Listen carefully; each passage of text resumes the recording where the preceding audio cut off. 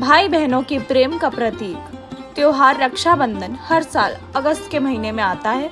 राखी के दिन बहनें भाई के घर आती हैं और भाई को रक्षा सूत्र बांधकर उसके उज्जवल भविष्य की कामना करती हैं। दूसरी तरफ राखी बांधने के बाद भाई अपनी बहन के सदैव रक्षा करने का वचन देता है। इस साल रक्षाबंधन 19 भाई बहन का रिश्ता अटूट रहे, इसके लिए शुभ मुहूर्त में ही राखी बांधना चाहिए। भद्रा काल में भूलकर भी राखी न बांध। अब आइए जान लेते हैं राखी बांधने की सही विधि। भाई की कलाई पर राखी हमेशा सही विधि से बांधनी चाहिए। इस दौरान सबसे पहले भाई को रोली अक्षत का टीका लगाएं, फिर भाई के दाहिने कलाई पर राखी बांधें। इसके बाद उसे मिठाई खिलाएं, फिर भाई की आरती उतारें और उसके सुखी जीवन की कामना करें। वहीं राखी बंधवाने के बाद भाई को अपनी बहनों के चरण स्पर्श करने चाहिए। हिंदू धर्म का प्रमुख त्योहार है।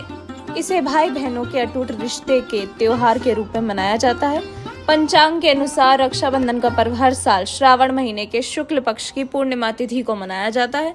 इस दिन भाई बहनों की कलाई पर रक्षा सूत्र बांधती है और भाई बहन को रक्षा का वचन देता है। फिर बहन भाई को मिठाई खिलाकर अपना प्रेम व्यक्त करती हैं और इस दौरान भाई बहन को उपहार भी देता है। भारत में रक्षाबंधन का पर्व बड़े हर्षोल्लास से मनाया जाता है। इस मान्यताओं के अनुसार सर्वार्थ सिद्ध योग में शुभ कार्य करने से हर मनोकामना पूरी होती है। क्या आप जानते हैं रक्षाबंधन से जुड़ी कई कहानियां और तथ्य हैं जो ये बातें बताते हैं कि रक्षाबंधन का त्योहार कब से शुरू हुआ। आइए जानते हैं रक्षाबंधन से जुड़ी लोक कथाओं के बारे में। राजा बलि और देवी लक्ष्मी की कथा। धार्मिक कथाओं के अनुसार रक्षाबंधन के पावन पर्व को मनाने की शुरुआत माता लक्ष्मी ने की थी।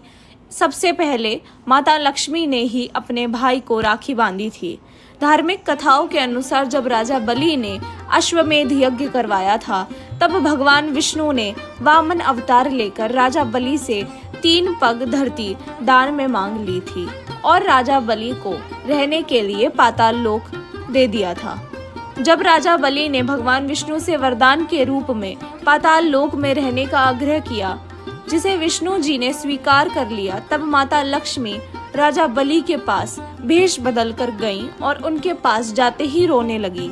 राजा बलि ने जब माता लक्ष्मी से रोने का कारण पूछा तो माँ ने कहा कि उनका कोई भाई नहीं है, इसीलिए वो रो रही हैं। राजा ने माँ की बात सुनकर कहा कि आज से मैं आपका भाई हूँ। माता लक्ष्मी ने तब राजा बलि को राखी बांधी और उनसे भगवान विष्णु को ही मांग लिया। ऐसा माना जाता है कि तभी से भाई बहन का यह पर्व मनाया जाता है। अब आइए जानते हैं यमराज और यमुना की कथा।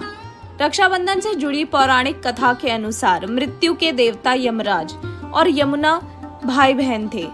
एक बार यमुना ने अपने छोटे भाई यमराज को लंबी उम्र देने के लिए रक्षा सूत्र बांधा था।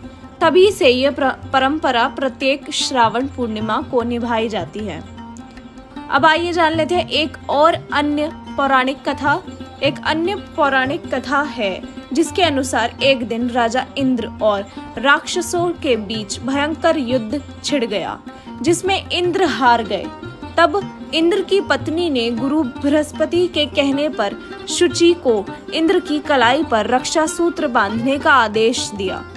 इस रक्षा सूत्र के माध्यम से ही राजा इंद्र राक्षसों को पराजित करने में सक्षम थे। तभी से रक्षाबंधन का त्योहार मनाया जाने लगा। अब आइए जान लेते हैं महाभारत में राखी की कथा।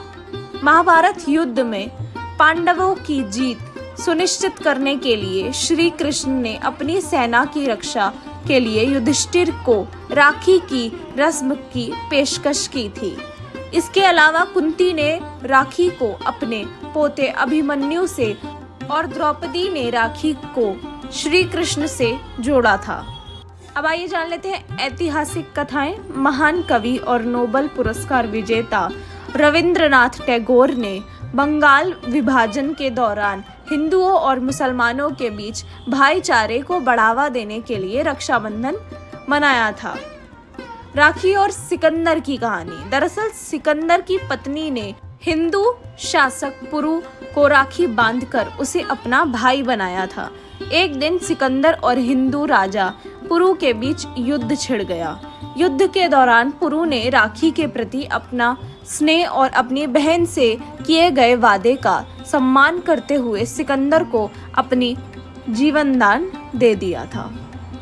अब आइए जान लेते हैं रानी कर्णावती और सम्राट हुमायूं की कहानी। मान्यता है कि राखी बांधने की प्रथा राजस्थान से शुरू हुई। इस कथा के अनुसार मेवाड़ की महारानी कर्णावती ने अपनी पति की रक्षा के लिए मुगल राजा हुमायूं को राखी भेजी थी। हुमायूं ने राखी की लाज रखी, तभी से राखी बांधने की परंपरा शुरू हुई। आज की वीडियो के लिए इतना ही। अगर आपको वीडियो अच्छी लगी हो तो लाइक करना ना भूलें, कमेंट में राधे राधे ज़रूर लिखें और ऐसी और वीडियोस के लिए चैनल को सब्सक्राइब कर लें। राधे राधे।